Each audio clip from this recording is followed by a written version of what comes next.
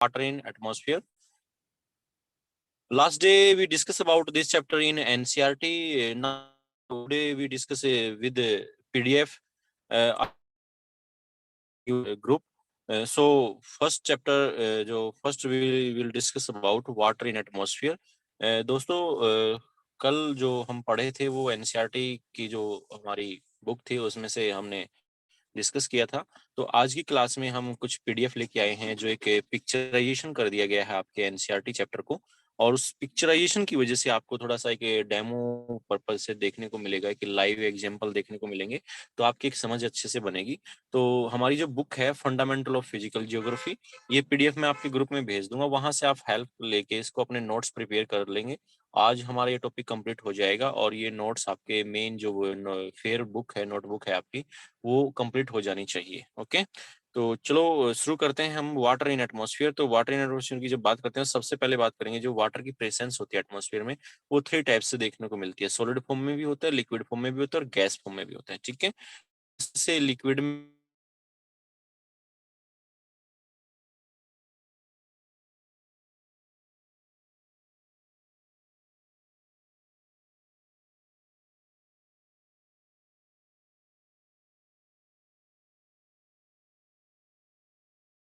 Condense बोलते हैं, और वो जो लिक्विड फिर जब सॉलिड में कन्वर्ट होता है उसको फ्रीज बोलते हैं। क्या बोलते हैं? फ्रीज बोलते हैं। और वो जब सॉलिड है वापस से लिक्विड में कन्वर्ट होता है गैस में ना होकर, उसको मेल्टिंग बोलते हैं। तो ये एग्जांपल समझ में आ गए होंगे आपको, क्लियर नजर आ गया होगा आपको। ओके, पॉइंट क्लियर है ना? तो यहाँ से सब सब्लिमेशन का एग्जांपल देखेंगे। सब्लिमेशन क्या होता है? Solid to gas. इवेपोरेशन क्या होता है? Gas to liquid. फ्रीजिंग क्या होता है? Liquid to solid. ओके, अब बात करते हैं प्रोसेस को रिसाइकल कर देते हैं। गैस से जब सीधा डायरेक्ट सॉलिड बनेगा तो डिपोजिशन कहलाएगा, और जब सॉलिड से लिक्विड बनेगा उसको मेल्टिंग कहेंगे। और जब गैस से लिक्विड आया तो लिक्विड से जब वो गैस में कन्वर्ट होगा इसको इवेपोरेशन बोलेंगे। ओके, तो एयर की जो फॉर्म है वाटर वेपर वो 3 टाइप से देखने को मिलता है, गैसियस, लिक्विड और सॉलिड। ओके, क्लियर है ये point?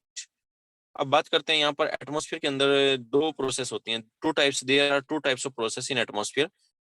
One is evaporation, second one is condensation. What is evaporation? Evaporation का एग्जांपल आप लाइव किचन में भी देख सकते हैं। It is process which water transformed from liquid to gas. तो लिक्विड टू गैस स्टेट्स के अंदर जब जाता है तो लिक्विड से वो गैस में कन्वर्ट होता है। तो उसको यहाँ पर देखेंगे, जैसे आप बॉईल करते हैं तो किसी बर्तन में पानी रख के आप बॉईल करोगे तो वो इवेपोरेट होकर एटमॉस्फेयर में जाएगा। तो यहाँ पर वो लिक्विड प्रेसेंस में था, और यहाँ केस में हो गया वो गैस प्रेसेंस में हो गया। तो लिक्विड टू गैस जो होता है उसको बोलते हैं evaporation. Okay, heat is the main cause of evaporation. The temperature at which the water starts evaporated it is referred to as the latent heat of evaporation. तो जिस हीट पे आपने टेम्परेचर को गर्म किए, जो टेम्परेचर से आपने वाटर को इवेपोरेट करना शुरू किया, तो जिस टेम्परेचर पर वो इवेपोरेशन प्रोसेस स्टार्ट होती है उस जो रिक्वायरमेंट हीट होती है उसके लिए, तो उस रिक्वायरमेंट हीट को बोलते हैं लेटेंट हीट ऑफ इवेपोरेशन कहा जाता है। ओके, क्लियर है यहाँ तक? फिर आता है कंडेंसेशन। कंडेंसेशन की जो बात आती है तो condense the transformation of water vapour into water. जो वाटर वेपोर होता है ना, वो मतलब इसको हम क्या बोल सकते हैं? गैसेस फॉर्म बोल सकते हैं। वाटर वेपर क्या बोलते हैं? Gases form. तो वाटर गैसेस फॉर्म में होता है और वो किस में कन्वर्ट आ जाए? वाटर लिक्विड में आ जाए या वाटर बन जाए तो उसको बोलते हैं कंडेंसेशन। जैसे एक केतली से, अब जब आप केतली को नीचे से गर्म कर रहे थे तो यहाँ से एक गैस की फॉर्म में निकल रहा था हीट लेके, है ना। अब जिसकी आपने बर्तन लगा दिया, उस बर्तन के पीछे आपने क्या कर दिया? थोड़ा सा बर्फ लगा दिया ताकि यहाँ के टेम्परेचर में और यहाँ के टेम्परेचर में एक डिफरेंस नजर आए। तो जब ये इससे इसके टच में आएगा तो ये गैस से कन्वर्ट हो जाएगा वाटर में। तो यहाँ देखोगे पानी की बूंदे बन जाएंगी। तो ये पानी की बूंदे देखिए यहाँ पे, देखो यहाँ गैस था, गैस से क्या हो गया? लिक्विड फॉर्म में हो गया। तो ये प्रोसेस जो होती है ना, सारी की सारी प्रोसेस, ये क्या होती है? कंडेंस। तो ये जो आप ज्योग्राफी में इवोपोरेशन और कंडेंस पढ़ रहे हैं तो ये लाइव एग्जांपल आप देख सकते हैं अपने किचन के अंदर। क्लियर होगा अभी? अच्छे से लग रही होंगे आपको पिक्चरेशन में से कंडेंसन इवोपोरेशन अच्छे से क्लियर नजर आ रहा होगा आपको। अब जो साइकिल होता है एटमॉस्फेयर के अंदर, जो वाटर का साइकिल होता है, वो साइकिल किस तरीके से होता है? अब एटमॉस्फेयर में जो वाटर पहुंचता है, जो वाटर ऐड होता है एटमॉस्फेयर के अंदर, एक होता है इवेपोरेशन। जैसे इंसुलेशन आता है सूरज की गर्मी की वजह से, सूरज जब गिरता है तो जहां पर ओशियन होते हैं, वो लेक होती हैं, पौंड होते हैं, वहां से वाटर इवेपोरेट होकर एटमॉस्फेयर में चला जाता है। ठीक है, तो उसको बोलते हैं इवेपोरेशन। तो गैसेस फॉर्म में एटमॉस्फेयर में चलता है। सेकंड जो पॉइंट है वाटर ऐड होने का एटमॉस्फेयर के अंदर, वो है आपका ट्रांसपीरेशन। ट्रांसपीरेशन क्या होता है? जब पेड़ पौधे जो प्लांट होते हैं, प्लांट अपना जब फूड बनाते हैं तो वो अपने लीफ से रिलीज करते हैं वाटर को, तो उसको बोलते हैं ट्रांसपीरेशन। तो यहाँ पर 2 पॉइंट आपको क्लियर होने जाने चाहिए, एक है इवेपोरेशन और सेकंड वन इज ट्रांसपीरेशन। तो evaporation and transpiration add water in atmosphere. Okay, और जैसे ही एटमॉस्फेयर में जाता है तो एटमॉस्फेयर में टेम्परेचर लो की वजह से वो कंडेंस हो जाता है। अब कंडेंस प्रोसेस भी देखिए आप, प्लेट से जैसे ही पानी टकराया, गैस टकराई तो पानी में बदल गया, तो ऐसे कंडेंस होता है, और जो कंडेंस होता है वही वाटर फिर दोबारा से अर्थ पे जब आता है तो उसी वाटर, कंडेंस वाटर का अर्थ तक पहुंचना क्या कहलाता है? परसिपिटेशन कहलाता है। क्या कहलाता है? परसिपिटेशन कहलाता है। ओके, क्लियर होगा? और परसिपिटेशन कैसे हो सकता है? ये रेन की फॉर्म में हो सकता है, स्नो की फॉर्म में हो सकता है, हेल स्टॉर्म की फॉर्म में हो सकता है। क्लियर है? नेक्स्ट है रिलेटिव ह्यूमिडिटी। रिलेटिव ह्यूमिडिटी होती क्या है? अब जब एटमॉस्फेयर के अंदर वाटर की प्रेजेंस इंक्रीज होगी तो एटमॉस्फेयर में जब यहाँ से वाटर वेपोर जाएंगे, तो जब वाटर वेपोर मैक्सिमम हो जाएंगे एटमॉस्फेयर में, तो वो क्वांटिटी का बढ़ना, मॉइस्चर का एटमॉस्फेयर में बढ़ना कहलाता है ह्यूमिडिटी। और जो उस पार्टिकुलर रीजन में उसकी कैपेसिटी होती है एयर की कैरी करने की, अगर वो उसके कंपैरिजन में देखिए उसने कैरी कितना कर रखा है, तो उसको बोलते हैं रिलेटिव ह्यूमिडिटी। अब रिलेटिव ह्यूमिडिटी जो होती है ना, टेम्परेचर के अकॉर्डिंग क्या होती है? इंक्रीज होती है। तो जैसे जैसे आप टेम्परेचर इंक्रीज करते हैं तो रिलेटिव ह्यूमिडिटी भी इंक्रीज होती है। ये एग्जांपल कैसे देखेंगे? जैसे आपका किचन है, ओके, तो किचन में भी तो एनवायरनमेंट है, अगर देखा जाए तो एटमॉस्फेयर एक प्रकार से। जैसे ही आप किचन में एक बर्तन लेके जाना, उसमें पानी डाल देना, तो वहां देखेंगे आपके किचन में मॉइस्चर ज्यादा नहीं होगा, लेकिन जब उस बर्तन में रखे हुए पानी को आप बॉईल कर देंगे तो काफी मात्रा में जब वो बॉईल होकर किचन में जाएगा तो एक मॉइस्चर ऐड हो जाएगा। तो वहां पर मॉइस्चर मैक्सिमम हो गया, तो उस रीजन में मॉइस्चर इंक्रीज किसकी वजह से हुआ? क्योंकि आपने वहां पर टेम्परेचर क्या किया? इंक्रीज किया। ठीक है, तो इसीलिए जो मॉइस्चर रिलेटिव ह्यूमिडिटी 90% देखने को मिलेगा, वो कोल्ड जो रिलेटिव ह्यूमिडिटी की जब बात करते हैं, तो मैक्सिमम ह्यूमिडिटी जो होगा ना, वाटर मॉइस्चर जो होगा देखने को, वो कहाँ मिलेगा? हॉट समर सीजन में मॉइस्चर ज्यादा देखने को मिलेगा, और कोल्ड ऑटम सीजन में मॉइस्चर क्या होता है? कम देखने को मिलेगा। क्या देखने को मिलेगा? कम देखने को मिलेगा। क्लियर है? तो फिर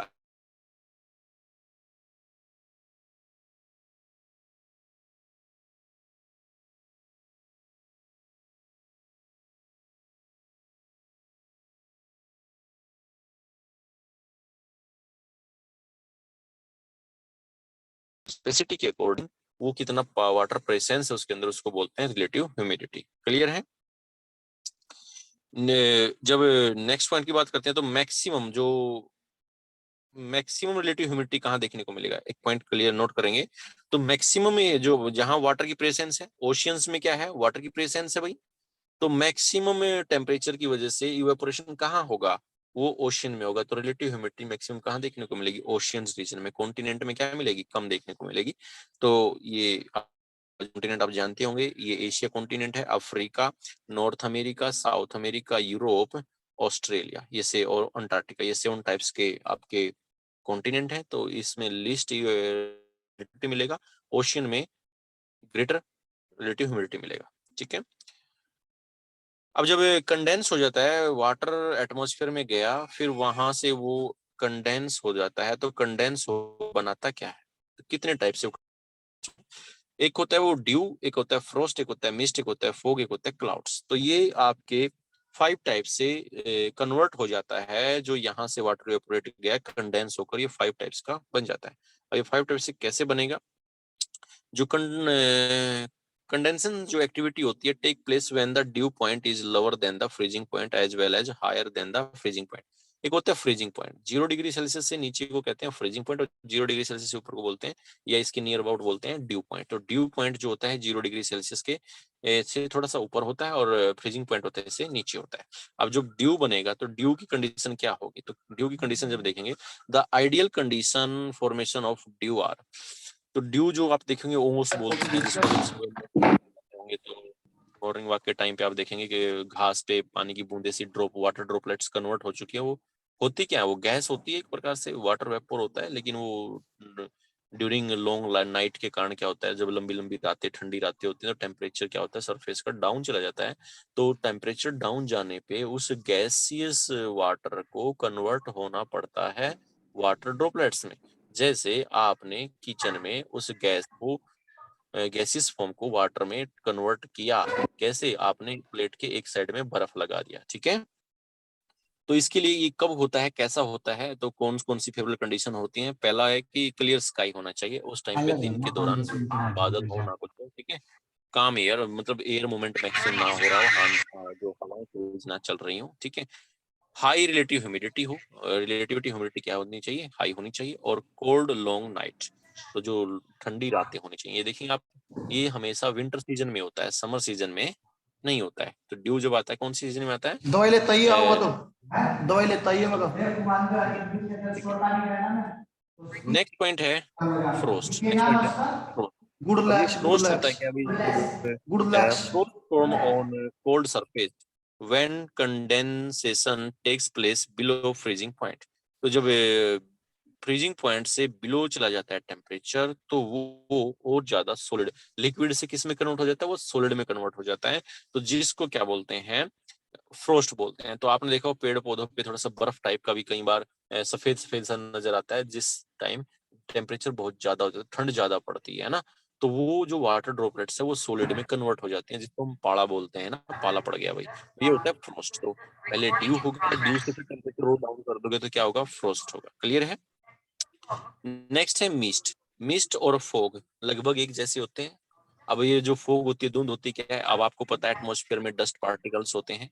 तो उन डस्ट पार्टिकल्स के साथ जब वाटर ड्रॉपलेट्स ऐड हो जाती है, तो उन डस्ट पार्टिकल्स से वाटर ड्रॉपलेट्स ऐड हो जाती है, तो विजिबिलिटी को लो कर देती है। तो जैसे अभी तो पानी की बूंदे आपने देखा घास से चिपकी हुई थी, तो जब वो डस्ट पार्टिकल्स होते हैं एटमॉस्फेयर में, धूल कण होते हैं, उनसे चिपक जाते हैं, तो एक वो वाटर ड्रॉपलेट्स एटमॉस्फेयर में ही कैरी करते हैं। तो जब हम आगे देखते हैं तो हमारी विजिबिलिटी कम हो जाती है। अब यहाँ पर मिस्ट और फोग में अंतर क्या होता है, जो मिस्ट से याद रखेंगे, मिस्ट बोले तो मोर मॉइस्चर, मिस्ट बोले तो मोर मॉइस्चर। तो जब एटमॉस्फेयर के अंदर मॉइस्चर मैक्सिमम हो कंपेयर टू फोग के, तो उसको फोग ना कह के हम क्या बोल देंगे, मिस्ट बोल देंगे। तो ये मिस्ट मैक्सिमम आपको हिली एरिया में देखने को मिलेगा, ठीक है ना, क्योंकि वहां पर मॉइस्चर मैक्सिमम होता है। फिर उसके बाद ज्यादा है फोग। फोग की कंडीशन देखेंगे तो फोग में, fog are dryer than mist and they are prevalent where warm current of air come in contact with cold currents. Fog are mini clouds. Fog जो है एक मिनी क्लाउड्स की form होती है।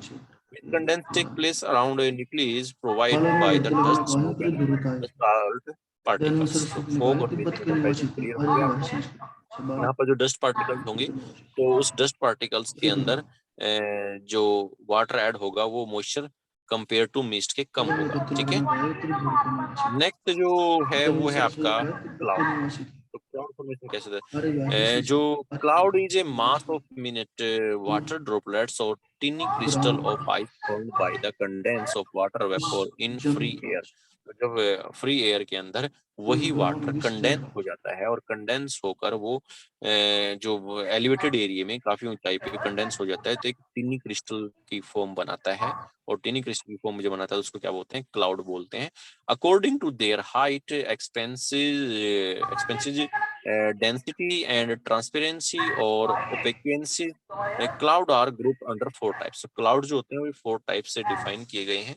उनकी जो ऊंचाई है, ऊंचाई के हिसाब से वो फैले हुए हैं आसमान पे किस तरीके से, या बरसात करते हैं, कौन से सबसे ज्यादा रेनफॉल करते हैं, कौन से नहीं करते हैं, या विजिबिलिटी एटमॉस्फेयर में किसकी वजह से ज्यादा रहती है, या जो एटमॉस्फेयर है, जो वेदर फेनोमिना है वो या साइक्लोन आएंगे, तो वो इनकी प्रेजेंस से ही इंडिकेट भी किया जाता है। तो जो क्लाइमेट क्लाउड्स हैं वो इंडिकेट भी करते हैं कि एक्टिविटी कौन सी होने वाली है। ओके, तो यहाँ पर जब हम बात करेंगे क्लाउड की, तो क्लाउड्स यहाँ पर फोर टाइप की नजर आएंगे। एक cloud, second is cloud, third is stratus cloud, और four is nimbus cloud. Okay, तो ये फोर टाइप्स के जो क्लाउड होते हैं, इसमें सबसे पहले डिस्कस करेंगे साइरस क्लाउड। तो साइरस क्लाउड्स जो होते हैं सबसे ज्यादा हाइट्स पे होते हैं। साइरस क्लाउड्स क्या होते हैं? सबसे ज्यादा हाइट पे होते हैं।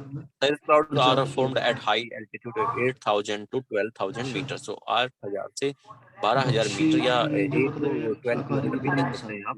तो 8 to 12 किलोमीटर की हाइट पे देखने को पाए मिलते हैं। They are thin and detached cloud. Detach cloud होते हैं जो बिखरे बिखरे होते हैं, एक दूसरे से फैले फैले नजर आते हैं, तो आपस में चिपके हुए नजर नहीं होते, अटैच नहीं होते हैं एक दूसरे से, ठीक है। Detach clouds having a feathery appearance. तो जो कि जैसे एक पक्षी होता है, पक्षी एक पंख होती है ना, उसको फीदर बोलते हैं। तो वो फीदर टाइप में शेप नजर आएगी आपको, तो फीदर टाइप में शेप नजर आएगी, तो कौन सा वो साइरस, ठीक है ना। Having a feather appearance, they are always white in colour. तो ये हमेशा सफेद कलर में ही होंगे, जब आसमान में बिखरे बिखरे से नजर आते हैं। Cumulus, second one is cumulus clouds. Cumulus cloud look like cotton wool. Cumulus clouds look like cotton wool. They are generally formed at a height of 4000 to 7000 metre. 4000 to 7000 metre की हाइट पे जो clouds पाए जाते हैं वो है आपके cumulus cloud. Height atmosphere में हाफ है टाइप से देखा जाए तो, ठीक है ना। ये क्यूमुलस क्लाउड होते हैं। They exist in a package and can be seen scattered here and there. They have a flat base, और इनका एक फ्लैट बेस होता है। और ये जो ज्यादा चहलकदमी होती है ना, जैसे आपने देखा आसमान बादल आ रहे हैं, जा रहे हैं, छा रहे हैं, तो वो जो मोमेंट आता है मैक्सिमम, वो क्यूमुलस क्लाउड होता है। तो टू टाइप्स के क्लाउड देखे आपने, एक हाइट पे देखे, एक लो पे देखे, एक साइरस हो गया, एक क्यूमुलस हो गया। क्लियर है यहाँ तक?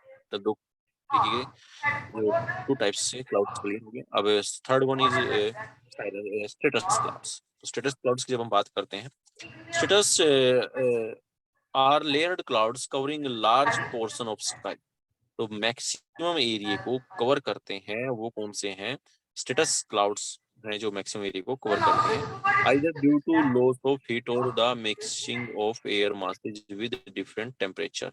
तो डिफरेंट टाइप के टेम्परेचर पे ये कन्वर्ट हो जाते हैं। कई बार जो है एटमॉस्फेयर क्लियर हो जाता है, कई बार क्लाउडी हो जाता है। तो ये कौन से क्लाउड्स होते हैं? स्टेटस क्लाउड्स होते हैं। Okay, fourth one is nimbus. Nimbus clouds are black और dark. They form at a middle level or very near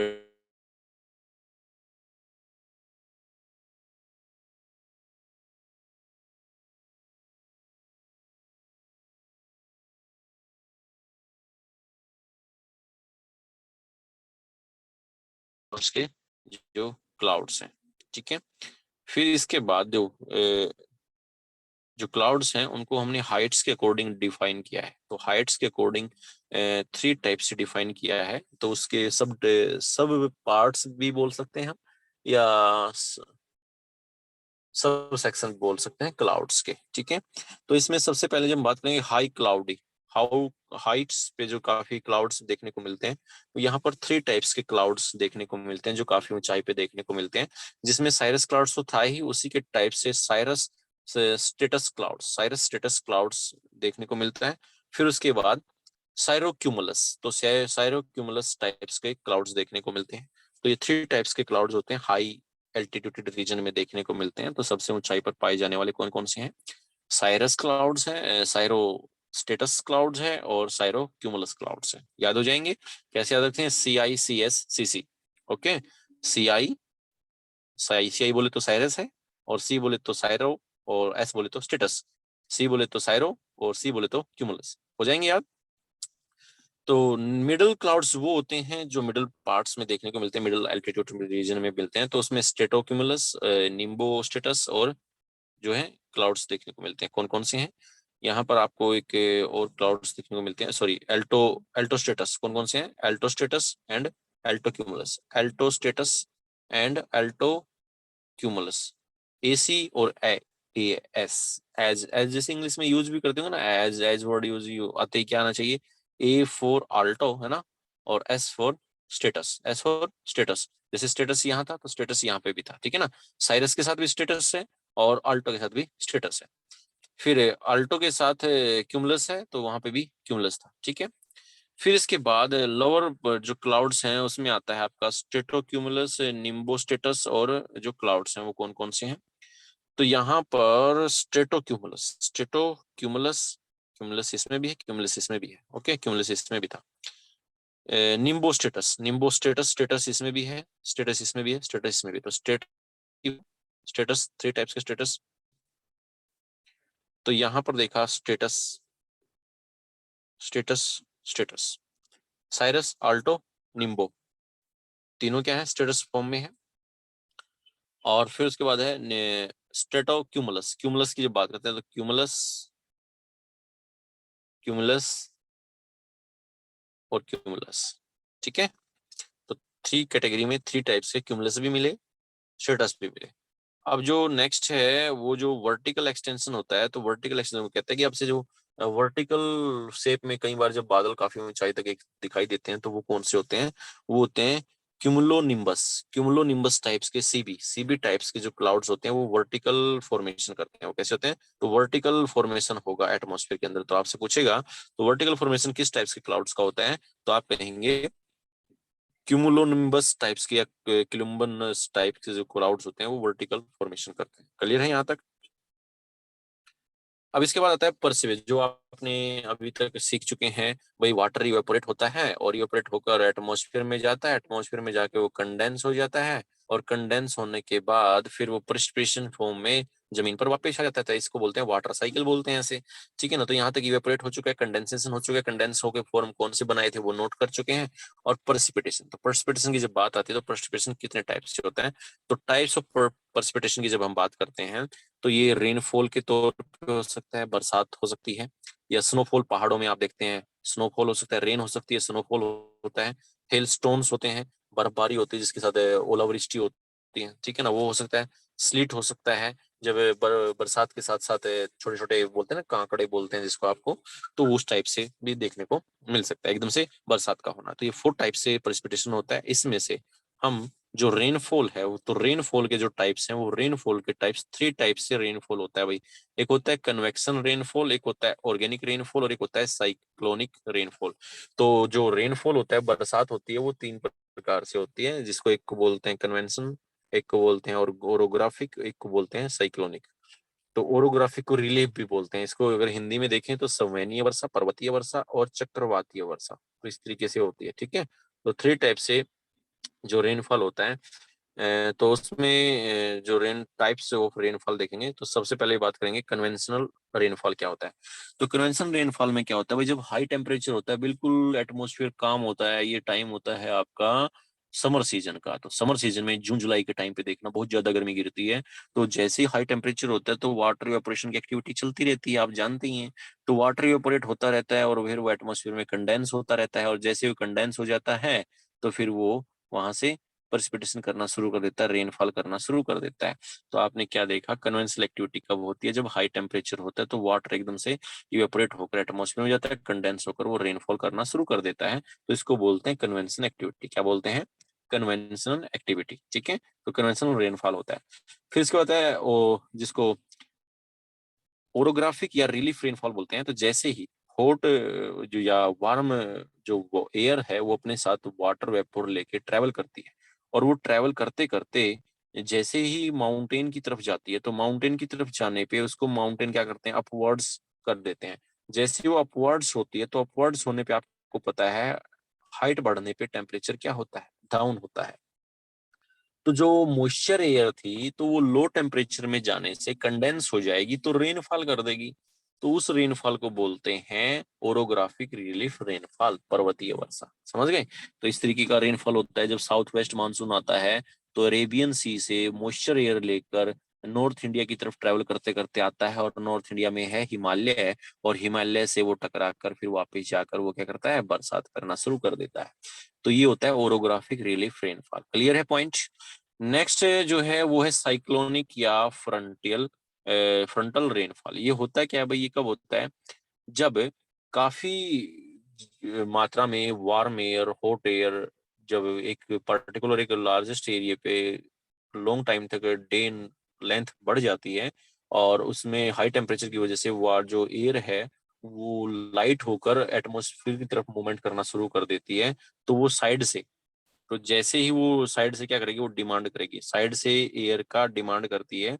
तो साइड से जब उसने एयर का डिमांड किया तो मैक्सिमम क्वांटिटी में वो हाइट पे चली जाती है, तो जो वो मैक्सिमम क्वांटिटी में हाइट पे चली जाती है, साइड से एयर्स की डिमांड करने की वजह से हाइट पे जाने पे टेम्परेचर क्या मिला लो, तो तुरंत एकदम से क्या करता है, वो कंडेंस होकर वो रेनफॉल कर देता है, तो मैक्सिमम रेनफॉल होता है।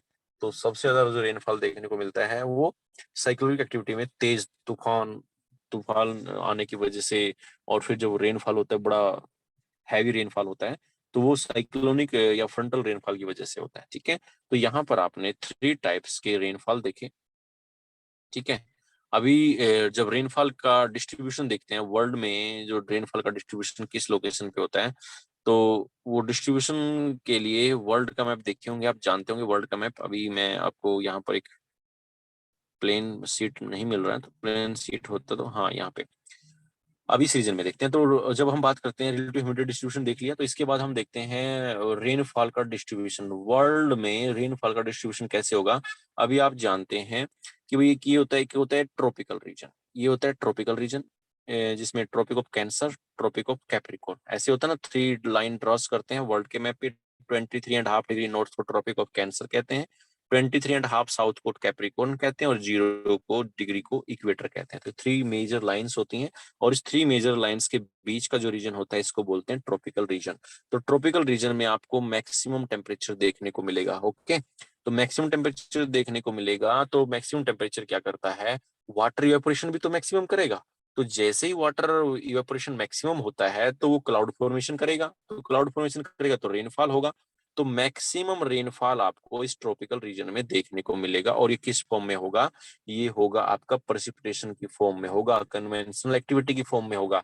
यहाँ पर तो आप देखते हैं ट्रॉपिकल रीजन में तो दिन में गर्मी होती है, और फिर थोड़ी देर बाद बरसात, गर्मी बरसात, गर्मी बरसात, तो ऐसा सीजन चलता रहता है ट्रॉपिकल रीजन में। तो ठीक है, जो नियर इक्वेटर होते हैं, वर्ल्ड में मैक्सिमम प्रेसिपिटेशन जो होता है जोन में देखने को मिलेगा। तो वर्ल्ड में मैक्सिमम प्रेसिपिटेशन जो देखने को मिलता है वो आपके इंडिया में मासिन राम, जो मेघालय में है, गारो खासी हिल है। तो गारो खासी हिल स्टेशन है, उसमें खासी जो हिल है, उस खासी हिल पे लोकेशन है मासिन राम। ओके, और जहां उससे पहले चेरापूंजी होता था, अब उसका भी रिकॉर्ड टूट चुका है। तो महाराष्ट्र के अंदर महाबलेश्वर, तो महाराष्ट्र में आप देखेंगे एक लोकेशन है महाबलेश्वर, तो महाबलेश्वर हिल स्टेशन है महाराष्ट्र के अंदर। तो काफी पिछले कुछ टाइम से मैक्सिमम रेनफॉल वहां देखने को मिल रहा है। तो कहने का मतलब यह है वर्ल्ड का मैक्सिमम प्रेसिपिटेशन इंडिया में देखने को मिलता है, और जो कहाँ पर पड़ता है, लगभग नियर टू ट्रॉपिकल रीजन पड़ता है। तो इस तरीके से आप पूरे वर्ल्ड का क्लासिफिकेशन एक गूगल वर्क है। तो गूगल वर्क क्या है आपका, तो गूगल से आप रिसर्च करेंगे तो वर्ल्ड का जो प्रेसिपिटेशन रीजन है वो कौन कौन से हैं, वहां पर आपको एक थीमेटिक मैप मिलेगा, और उस थीमेटिक मैप में शो होगा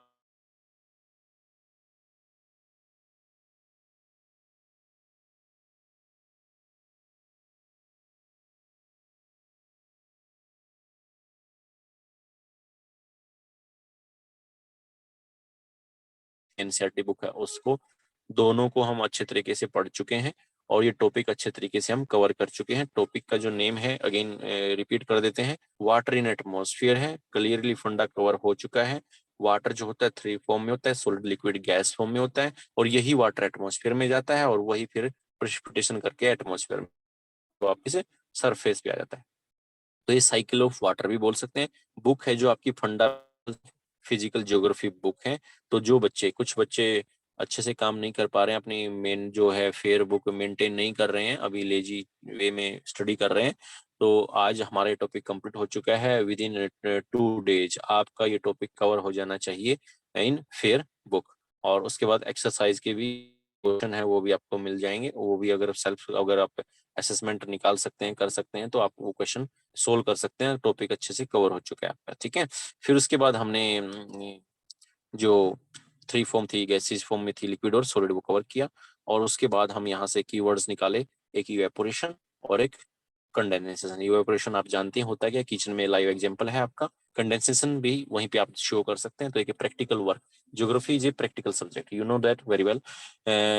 ये आपके अपने किचन में अपने घर पे चलते फिरते, जैसे आज का जो सीजन रेनी सीजन ही है, तो आज ये प्रेसिपिटेशन ही हो रहा है। अगर आप बाहर देख रहे होंगे विंडो से, तो जो प्रेसिपिटेशन हो रहा है ये कहाँ से आ रहा है, वाटर प्रेजेंस है ना, ये वाटर कहाँ से आया है, नीचे से जो गया होगा, तो कभी इवेपोरेट हुआ होगा एटमॉस्फेयर में, वो क्लाउड ने कैरी रखा होगा, अब वो कैरी नहीं कर पा रहा है तो उसने प्रेसिपिटेट करके ये रेनफॉल कर दिया होगा। समझ गए? तो ये 2 टाइप्स के कीवर्ड्स कवर हो गए होंगे, इसकी एक्सप्लेनेशन भी आपको कवर हो चुकी होगी। फिर एक जो प्रोसेस होती है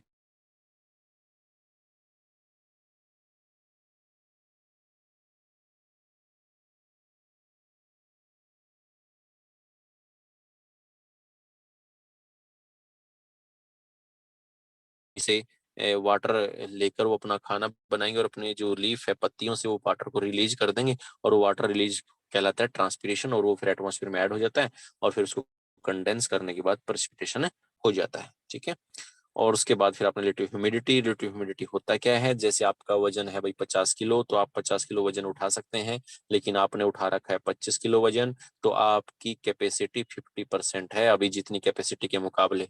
तो आपकी कैपेसिटी के मुकाबले तो किसी एटमॉस्फेयर में किसी पर्टिकुलर रीजन में जो मॉइस्चर एयर कैरी करने की जो कैपेसिटी है, और उसी कैपेसिटी के रेशो में वो कितना कैरी किए हुए है, उसी को बोलते हैं रिलेटिव ह्यूमिडिटी। और रिलेटिव ह्यूमिडिटी निकाली जाती है परसेंटेज में, तो जैसे आपने यहाँ परसेंटेज निकाला। ठीक है, उसके बाद आपने जो रिलेटिव ह्यूमिडिटी मैक्सिमम आपको देखने को मिलेगी ओशियंस रीजन में मैक्सिमम देखने को मिलेगी, क्योंकि ओशियन रीजन में क्या होता है, वाटर अवेलेबिलिटी होती है, तो हाई टेम्परेचर से वो इवपोरेट हो जाता है। और लिस्ट देखने को मिलेगी वो आपको कॉन्टिनेंट रीजन में, आपको लिस्ट ह्यूमिडिटी रिलेटिव ह्यूमिडिटी देखने को मिलेगी, क्योंकि वहां पर जो है ओशियन नहीं है, वाटर की अवेलेबिलिटी लो है कंपेयर टू ओशियंस। ये क्लियर हो गया। फिर उसके बाद आपने जो है ना कंडेंस जब होता है, तो कंडेंस होने के पीछे जो फॉर्म्स बनती हैं, वो फॉर्म्स कौन सी बनती है, ड्यू बनती है, फ्रोस्ट बनती है, मिस्ट बनती है, फॉग बनती है और क्लाउड्स बनती है। तो ये कंडेंस होके ये आपकी वाटर की जो अवेलेबिलिटी एटमॉस्फेयर में थी वो कन्वर्ट हो जाती है। तो किस में कन्वर्ट हो जाती है, फर्स्ट वन इज ड्यू। तो ड्यू आप पढ़ चुके थे, ड्यू कैसे होता है, ये भी एक लाइव एग्जांपल है। आप सुबह सुबह जब घर से निकलेंगे तो घास पे या पार्क में, आपके घर पे पार्क होगा तो उसमें जब आप जाएंगे तो आप देखेंगे वो पानी की बूंदे जो ओस बोलते हैं जिसको, वो देखने को मिलेगा। ठीक है, और उसके लिए जो आपसे पूछेंगे कि भाई ये जो कंडीशन फेवरेबल कंडीशन क्या होती है, ड्यू कब कब बनता है फेवरेबल, आप देखते हैं एक दिन बन जाती है एक दिन नहीं बनती है, तो कारण क्या होता है, तो उसके पीछे क्लियर जो है स्काई होना चाहिए, काम एयर होना चाहिए, हाई रिलेटिव ह्यूमिडिटी होनी चाहिए, कोल्ड एंड लॉन्ग नाइट्स होनी चाहिए। ठीक है, फिर उसके बाद फ्रोस्ट। फ्रोस्ट में क्या होता है, टेम्परेचर और लो चला जाता है, तो टेम्परेचर जब और लो चला जाता है तो उसको फ्रीजिंग पॉइंट से बिलो हो जाता है, तो उसको बोलते हैं फ्रोस्ट, उसको पाला बोलते हैं भाई। ठीक है ना, और उसके बाद फिर आता है मिस्ट। मिस्ट और फोग एक जैसे होते हैं। तो मिस्ट में आपको क्लियर कराया था कि मोर मॉइस्चर, तो मोर मॉइस्चर किस में होता है, मिस्ट में। तो मिस्ट में जब मोर मॉइस्चर होता है, और मोर मॉइस्चर मैक्सिमम आपको हिली एरिया में देखने को मिलता है, तो उसको वहां पर फोग नहीं बोलेंगे, उसको क्या बोलेंगे, मिस्ट बोलेंगे, जब मॉइस्चर क्या होगा, मैक्सिमम होगा। ठीक है, तो कई बार आपने देखा हो, जब आप बाइक से जा रहे होते हैं काफी सारा तेज फोग होता है ना, हाईवी फोग की वजह से आपके फेस पे जो है ना आईब्रोज पे वाटर ड्रॉपलेट्स बन जाती हैं, वो कहाँ से आई है, वो वहीं से तो आई है। ठीक है ना, तो ये फोग फोग ड्रायर होता है कंपेयर टू मिस्ट के, और ये कंडेंस हो जाता है कब होता है, जब डस्ट पार्टिकल्स होते हैं उस पर कंडेंस हो जाता है। उसके बाद फिर हमने क्लाउड्स फॉर्मेशन। क्लाउड्स फॉर्मेशन कैसे होता है, तो क्लाउड्स फॉर्मेशन में भी हमने 4 टाइप्स के क्लाउड्स को टैली किया। तो 4 टाइप्स के कौन कौन से, साइरस, क्यूमुलस, स्टेटस और निम्बस क्लाउड्स हैं। और उसके बाद फिर हमने डिफाइन किया था साइरस क्लाउड्स काफी हाई एल्टीट्यूड रीजन में होते हैं, फीदरी टाइप के होते हैं, डिटैच्ड होते हैं, अटैच नहीं होते हैं आपस में। क्यूमुलस क्लाउड्स लोअर वाले होते हैं, और ये जो है ना कॉटन वूल के जैसे शो होते हैं। ठीक है, फिर उसके बाद थर्ड टाइप्स के जो स्टेटस थे जो, ठीक है, और उसके बाद निम्बस। और फिर जो वर्टिकल फॉर्मेशन होता है क्लाउड्स, कौन से क्लाउड्स मैक्सिमम करते हैं, तो वर्टिकल वो जो करते हैं क्यूमुलो निम्बस क्लाउड्स होते हैं जो डेवलपमेंट करते हैं, तो वर्टिकल डेवलपमेंट होता है, उनमें एक्सटेंसिव काफी दूर तक ऊंचाई तक जाते हैं। ठीक है ना, और उसके बाद फिर हमने प्रेसिपिटेशन।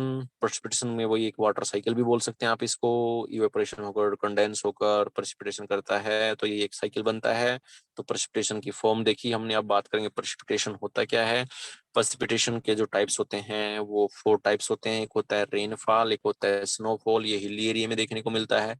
एक होता है हेल स्टोन्स, जो बर्फबारी होती है, जो उसमें ओलावृष्टि होती है। एक होता है स्लीट। स्लीट्स का जो होता है साइज थोड़ा कम होता है मुकाबले जो हेल स्टॉर्म के मुकाबले। ठीक है, फिर कन्वेक्स जो रेनफॉल होता है, रेनफॉल के 3 टाइप्स होते हैं। एक होता है कन्वेंशन, एक होता है ऑर्गेनिक, एक होता है साइक्लोनिक।